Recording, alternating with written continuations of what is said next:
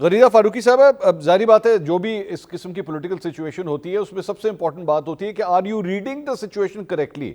आप इसको सही तरह, और जारी बात है दोनों साइड्स हैं, हुकूमती साइड्स है, पाकिस्तान तहरीक इंसाफ की साइड्स हैं, दोनों असेसमेंट्स करते हैं। एक चेस की गेम होती है, यू प्ले योर मूव, और कभी वो ठीक होती है कभी गलत होती है।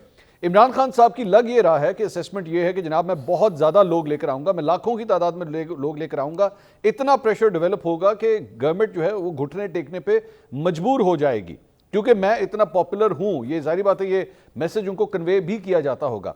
तो क्या ये मुमकिन नहीं है, क्या ऐसा नहीं हो सकता कि इमरान खान साहब 1 लाख से ऊपर या 2 लाख लोग जो हैं वो इस्लामाबाद ला सकें? बहुत शुक्रिया मंसूर अली खान साहब। और इसमें दो चीजों का हमें डिफरेंशिएट करना पड़ेगा। सबसे पहले एक तो इमरान खान की पॉपुलैरिटी कम से कम मेरे नजदीक नहीं है। That is not popularity, that is populism, that is a cult following. So popularity is something else and populism and cult following is something else. Number 2, क्या इमरान खान अब तक जितने भी एहतजाज, मैं जलसे जुलूस की बात नहीं कर रही, जलसे जुलूसों में फिर भी किसी ना किसी हद तक निकाल लेती है पीटीआई लोग, वो हमने देखा भी है। संजानी का जलसा हो या सवाबी का जलसा हो, सवाबी तो खैर आपका होम ग्राउंड है, आपका होम क्राउड भी है, तो वहां पे ठीक है आप बंदे निकाल भी लेते हैं। लेकिन क्या धरनों में, लॉन्ग मार्च में 2014 जब बिल्कुल पीक पे था, मैं तमाम तर उस धरने में इमरान खान के साथ थी। सारी मोटरवे पे लाहौर से लेके इस्लामाबाद तक हम सब साफी वहां साथ थे। 2014 में जब आप एस्टैब्लिशमेंट के बिल्कुल कंधों पर बैठे हुए थे, बिल्कुल उनकी गोद में बैठे हुए थे, तब भी आपके इस्लामाबाद में धरने में लोग नहीं बैठा करते थे। तो अगर इतनी पीक पर भी लोग नहीं थे तो अब भी आप लोग नहीं निकाल सकते। लेकिन यस, इमरान खान के पास दिस पॉपुलिज्म का, दिस कल्ट फॉलोइंग का एक स्केयर क्रो है जिसको वो निकालते रहते हैं। He keeps on pulling this magical hat out of his box every other day. लेकिन उसका फर्क क्या पड़ता है, उसका इम्पैक्ट क्या पड़ता है? उसका इम्पैक्ट नेगेटिव में जा रहा है। नेगेटिव किस तरह से कि आप किसी न किसी हद तक हुकूमत को या एस्टैब्लिशमेंट को तो घबराने पे या आप उनको हल्का सा टस से मस होने पे मजबूर कर देते हैं, लेकिन आपके जो कारकुनान हैं, जो आपके लीडर्स हैं, उनके अंदर वो जोश, वो वलवला खत्म हो जाता है। अभी भी क्या हो रहा है, पंजाब से कोई निकलने को तैयार नहीं है। केपी से भी लोग क्या कह रहे हैं, पीटीआई के अंदरूनी मीटिंग्स की जो भी अहवाल हमारे सामने आ रहे हैं, वो क्या कह रहे हैं? वो यही कह रहे हैं कि जी वर्कर्स तैयार नहीं है हमारे, पंजाब में तो कोई लीडर आपका निकलने को तैयार नहीं है। पंजाब वाले कहते हैं जी आपने हमें तो एतमाद में नहीं दिया।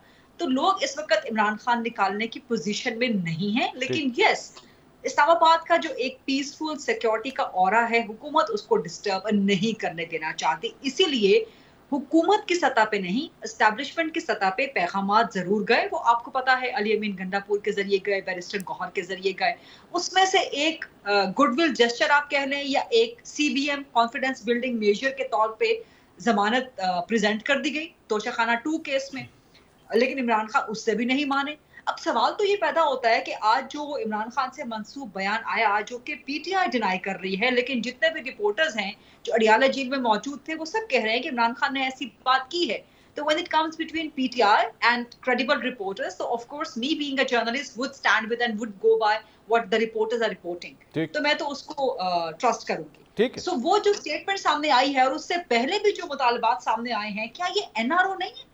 आप कह रहे हैं जी मुझे आप रिहा कर दें और मैं 24 का एहतजाज वापस ले लूंगा। क्या ये एनआरओ की डिमांड नहीं है? क्या ये डील की और ढील की डिमांड नहीं है एस्टैब्लिशमेंट के साथ खुली खुली? हमें इन सब चीजों को हाईलाइट करना चाहिए। अब आ जाइए कि अभी कुछ देर पहले जो बुशरा बीबी की भी स्टेटमेंट आई है, और इस्लामाबाद हाई कोर्ट का भी अब तो फैसला आ गया है कि आप आईसीटी की हुदूद के अंदर ना तो कोई धरना दे सकते हैं, ना कोई ऐसा प्रोटेस्ट कर सकते हैं जो कानून के खिलाफ हो।